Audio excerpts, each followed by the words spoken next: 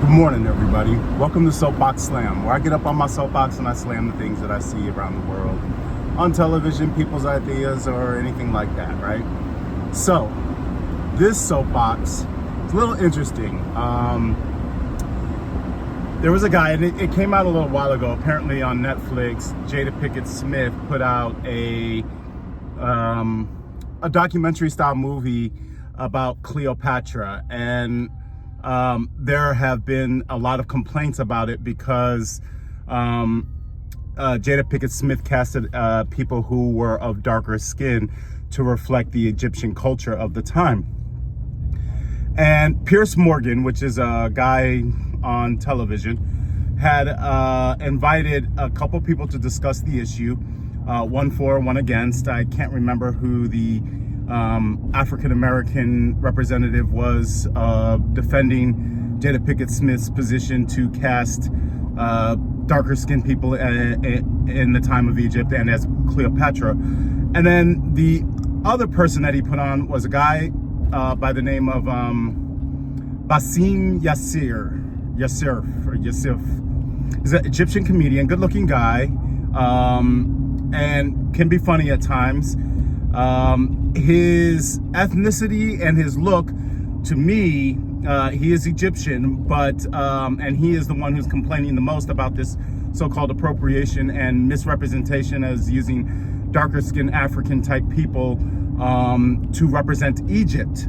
And he is annoyed and upset with this because he feels that it's some sort of appropriation that devalues the true Egyptians of the time and true Egypt.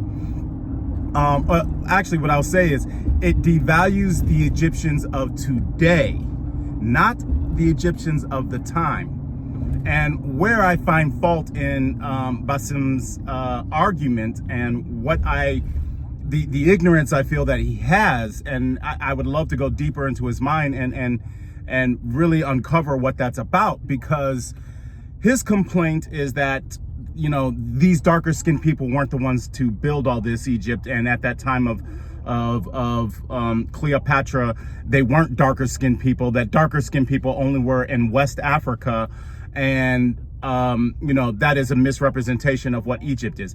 It would be a misrepresentation of what Egypt is today, but it's not a misrepresentation of what Egypt was back then. And I'll get to those receipts in a second. And the reason why I say it would be a misrepresentation today is if you made a movie about Egyptians today in the later 21st and 20th and 19th century, right? And you made them dark-skinned people, you made any movie about Egyptians during the 18th, 19th, 20th, and 21st century, and you made those characters dark-skinned, that would be misappropriation, right? Because it really doesn't exist. Now, the skin palette of Egyptians today, yes, does vary, and you get darker and lighter and fairer and everything else. But the Egyptians of the 18th, 19th, 20th, 21st century, actually, the Egyptians of probably 500 AD on, right? The Egyptians from that period on, the skin tone and who those people are have changed dramatically than who the Egyptians were of 1800 BC, right? BC AD, right? Look, before Christ, after Christ, if we do it that way, whatever, the Egyptians are very different. And the reason why the Egyptians today look the way they look today is because the Egyptians today are descendants from the Ottoman Empire, the Persian Empire, the Roman Empire. That is why the Egyptians today look the way they look today. But if you truly study the history, okay, and you don't just look at Lower Egypt, which is what a lot of people want to refer to when they talk about Egypt, is they want to refer to Lower Egypt. Egypt was a huge kingdom that went all the way from where it is today and where Israel is today, right? It went all the way from there, all the way down to almost South Africa. And it was done this and conquered by dark-skinned Africans. They were the Kush, the Kemite, the Nubians. And it was unified. This whole area as an empire was unified. Very, very, very dark-skinned man. And I have the receipts, and I'll put it on the green screen for you once I do this topic again.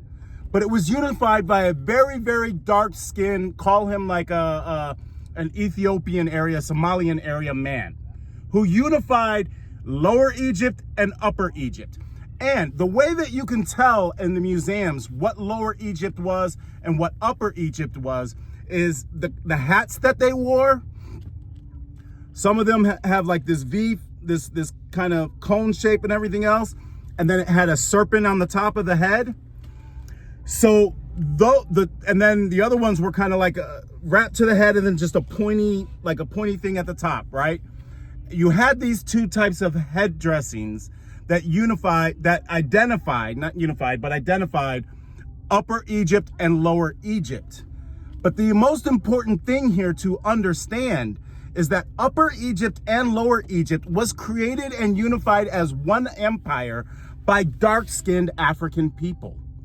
And at the time of the Hebrews and the Israelites and Moses, and during all of that time, this time of Egypt, when Moses asked Pharaoh to set him free, they were not people who looked like Persians and Ottomans and Romans. You have to understand that. I mean, it's just, you can create whatever love dream of whatever kind of, excuse me if this offends you, whiteification that you want to create in your head to justify your existence. You can create that all you want, but that does not change. No matter what you tell, you can tell whatever story you want. If you are an honest person and look at your history, the location, the people at the time, who were the empires at the time? Who were the people who unified Upper and Lower Egypt? Who were the Kush? Who were the Kemets? Who were the Nubians? Who were the Malians? Who were these people? If you really look at what happened at that time, the people in Africa, right? Before the Ottomans invaded and took over and controlled the land for hundreds of years. Before the Persians invaded, took over the land and held it for hundreds of years. Before the Romans came in and took over and held the land for hundreds of years. Now, of course, when all of these groups come over and conquer and everything else, they do what was deemed, even the English Empire did this. Fuck, F-U-C-K, isn't just what me and my baby gonna do tonight, right? That's not, I mean, yes, we literally gonna do that. But fuck was sometimes stated as fornication under consent of the king. And the purpose of fuck and rape, the purpose of rape and fuck had a military purpose, okay? This is what we as human beings have created, right? This is our golden flag. Like, these are our principles in war that we have created. And I'm ashamed to acknowledge and tout this as a badge of honor. But fuck and rape were specifically designated to control societies.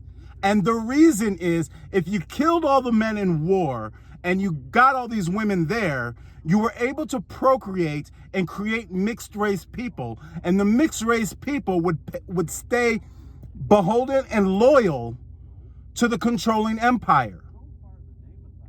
It was the purpose of fornication under consent of the king. And that was the purpose of rape.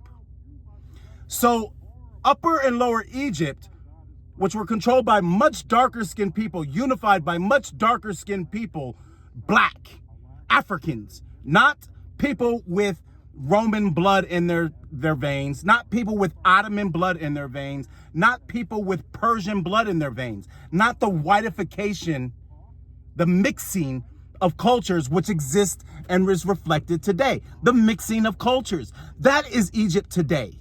The mixing of cultures. But Egypt way back then, when it was Upper and Lower Egypt, and it was created and unified by the Kemets and the Kush and the Nubians, was not integrating and interracial crap going on. That wasn't happening because those people were not in contact with the Romans. They weren't in contact with the Persians. They weren't in contact with the Ottomans. That hadn't happened yet. When you get to the time of Alexander the Great, then you get into this period of time, and by this time Egypt has the Sphinx and the pyramids, all of that has been built now. All of that has been existing now, or starting to be. All of that has been going on now. That's there. And now you got the Alexander the Great, who's a conqueror and is going to expand the lands and conquer cultures and conquer Macedonia and do all this stuff, right? That's when you start getting into this huge mixing of cultures and people wanting to continue to conquer. This area of the Mediterranean has been conquered over and over and over again. And if you think during all of this conquering, these people weren't fucking each other because they didn't have the eugenics that we have today. They try to implement that in movies and everything else. Oh, loyalty to the culture you're from. But human beings are human beings, and we are wired to fuck, right? We are wired to want to procreate and have sex. And when you have an order from your empire to rape and fuck, fornication under consent of the king, when you have that as an order, you damn well bet that integrating and mixing and people creating new types of people is going to exist. And that is the reflection of what you see today. So the point of all of this is the Egyptians today are not the Egyptians of Upper and Lower Egypt back then. The Egyptians today are exact representations and reflections of Ottomans, Persians, Romans. That's who those people are. And that's the truth. Now, I'm not trying to give you hokey pokey stuff. I'm not trying to, redefine the black existence or anything else. Just look at your history. I mean, you can stop lying to yourselves. People, stop lying to yourselves. You could say there wasn't some magical group of white people living in the area. Very, very, very fair-skinned, blue-eyed people living in the area. That did not happen. They did not exist. There wasn't a magical group of very, very fair-skinned, blonde-haired, blue-eyed people living in the Upper and Lower Egypt way before Christ. You people want to think whatever you want to think, but the reality of the situation is look at the history. Look at what the geographic times would have obviously been. You have to accept that. If you refuse to accept that, well, I don't know what to tell you. You are willfully ignorant. It's one thing to be ignorant. It's a totally different story if you are willfully ignorant. Willful ignorance means you want to stay in a certain state so that you can justify how you see the world and justify your existence and justify your perception of who you are and how you came to be. And that is willful ignorance, and willful ignorance is unforgivable. Ignorance is totally forgivable, but willful ignorance, that is a different kind of evil, a different kind of nastiness, and that is willful ignorance. So this discussion about Jada Pickett, I'll wrap this up now. This discussion about Jada Pinkett Smith and her creating a black cast for Cleopatra, to me, is more culturally accurate than the idea of somebody who looks like the Egyptians today or somebody who looks like British people today. It does not match. And any discussion on Piers Morgan or any other outlet that suggests that the Egyptians of Upper and Lower Egypt and the time of Christ and everything else were not dark-skinned African people, darker people, my complexion or darker. Anybody who suggests that the time of Egypt, Upper and Lower, and the time of Christ and Moses and all of that, anybody who wants to suggest that those people looked like Egyptians from Ottoman and Persia and Egyptians from the British Empire, you guys are a little bit delusional and willfully ignorant. I'm sorry. That is the facts. Google it. do more than just accept what was told as a part of a propaganda for your nation, and learn from history how actually we are all human beings and we are all the same. All of this race stuff and everything else is malarkey, right? It's just it's unbelievable crap. I mean, I'm defending all of this stuff because I'm defending an ignorant stance that people are making. And it's not that I want to pro the black cause. Reality is reality, and you have to look at reality and facts. So there's no appropriation going on here. Jada Pinkett Smith's agenda to cast it, I think, is more accurate, whether she is trying to propaganda African pride or something like that. That should not be her reason to do it. If you're going to do a documentary, you're doing it 100% to be more factual. And casting it that way, to me, it's just way more factual. I will, like I said, I keep talking about this green screen, right? You guys are probably like, what the hell? Like, I'm going to do a thing right behind it just so I can prove it and everything else, just to introduce what Soapbox Slam is and everything else. But anyways, that's my slam. I'm on my soapbox talking about the arguments over Cleopatra and the recent documentary that Jada Pinkett Smith did. And that is my position.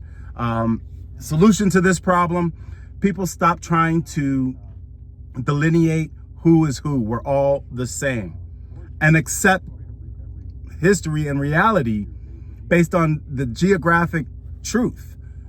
I mean, we may not be able to carbon date people's skin color and the skin tone of everybody. Yes, that is true. But we can look at reality of existence there and piece things together. Just like we're never going to go way back in the Stone Ages of, I'm wrapping this up, but we're never going to go way back to the Stone Ages of England and look at those big hedges and be like, oh yeah, a bunch of dark-skinned people up in Scotland and Ireland and Egypt are the ones who created that. And if we started trying to do that and creating, paintings and create stories and everything else, saying that it was a group of rogue it was a group of rogue West Africans who explored England, and when they got there, they were trying to build a stone house, and they just didn't complete it.